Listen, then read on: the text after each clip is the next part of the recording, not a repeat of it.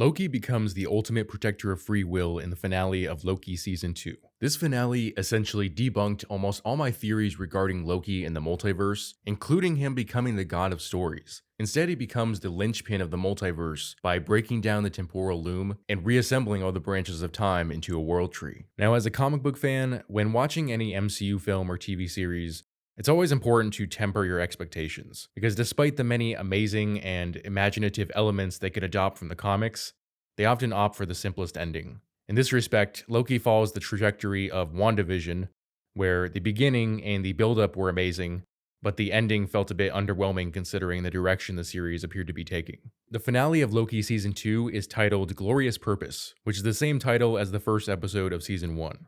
After traveling to the past and repeatedly trying to fix the temporal loom, Loki ultimately confronts He Who Remains. It turns out that He Who Remains had planned for this. He never intended to just stay dead after Sylvie had killed him. He orchestrated events so that Loki would time slip and fail repeatedly until realizing that killing Sylvie was the only way to preserve the sacred timeline. However, Loki defies He Who Remains. Now, in my opinion, he isn't really making a difficult choice, because he neither sacrifices Sylvie nor allows He Who Remains to continue in control. Instead, he destroys the temporal loom, reshapes it into a form resembling the World Tree Yggdrasil, and takes the throne at the end of time for himself. Loki finally achieves the throne he always desired, but in a way, he's alone. He's not actively ruling over people he can see or whose lives he can directly influence, but he is literally holding time in his hands, governing every universe where people can make their own decisions. He's come full circle from his original stance before Captain America, where he denounced free will as the ultimate lie of mankind and claimed that nobody truly wants it.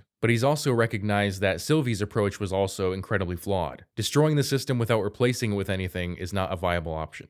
It's also a bit ironic, given that his relationship with other characters has typically been secondary to someone more powerful, like Odin, Thanos, the Grand Master, but now Loki has proven that his power is greater, because while Thanos controlled the fundamental forces of the universe for a single universe, Loki now holds every universe in his hands. The way he broke the temporal loom and dragged the different branches up to the throne was very godlike. It felt like a labor of Hercules or like a Thor creating Stormbreaker moment.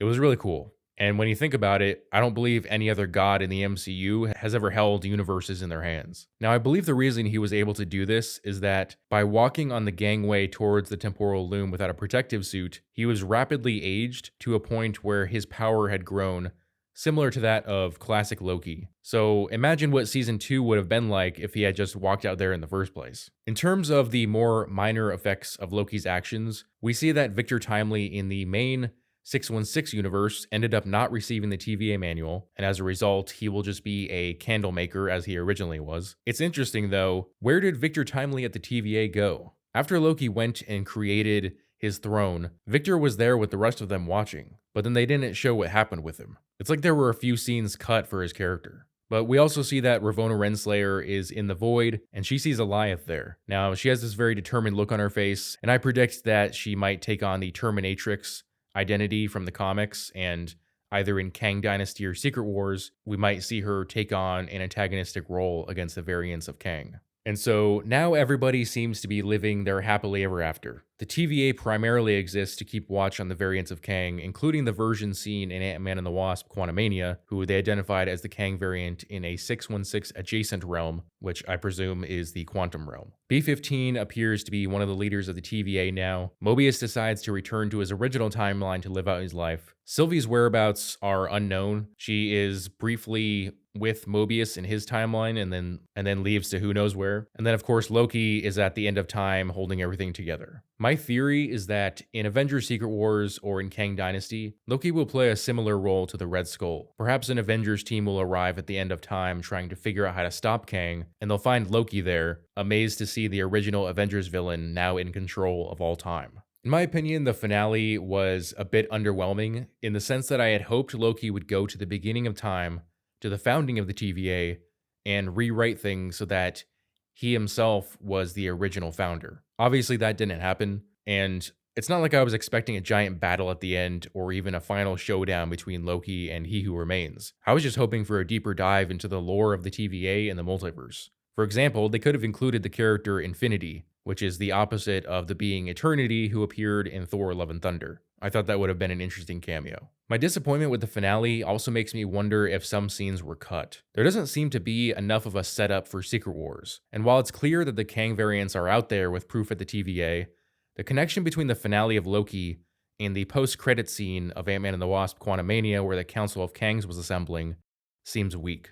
I wonder if this has to do with Jonathan Majors' criminal trial and whether they remove some scenes involving one of Kang's variants, perhaps keeping open the possibility that they might need to replace Jonathan Majors or even decide to replace Kang altogether. Ironically, I think that the finale needed to tie things together for the multiverse saga better. One of the biggest issues with phases 4 and 5 is that you have all these shows and films meant to build up the multiverse saga, and most of them fall short because they aren't character-driven stories. They're plot-driven, meant to set up another plot, and so on. But there's nothing concrete about where the multiverse saga is headed, and I think Loki should have addressed this. It should have been more explicit about the direction going forward. For instance, at the end of Age of Ultron, we knew that Thanos was going to go collect the Infinity Stones. But what is Kang going to do? Which variant of Kang will be the ultimate enemy? We don't know. Don't get me wrong, this was still the best entry in phases 4 and 5. It's just that in the final stretch, they crossed the finish line with this series, but instead of sprinting through, they slowed down and walked at the very end, knowing they were ahead. So what do Marvel fans have to look forward to now? The Marvels comes out this week, but the box office numbers aren't looking very good for that. Echo is set to come out in January, and I've already done a video discussing why I think Echo might not be that good or well received. What If Season 2 is rumored to release in December, which could be interesting.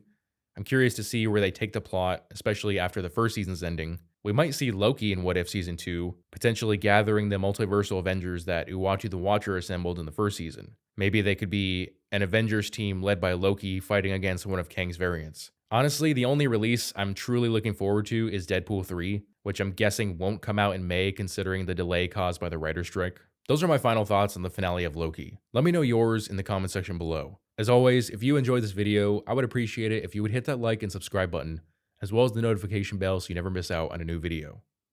Thanks for watching.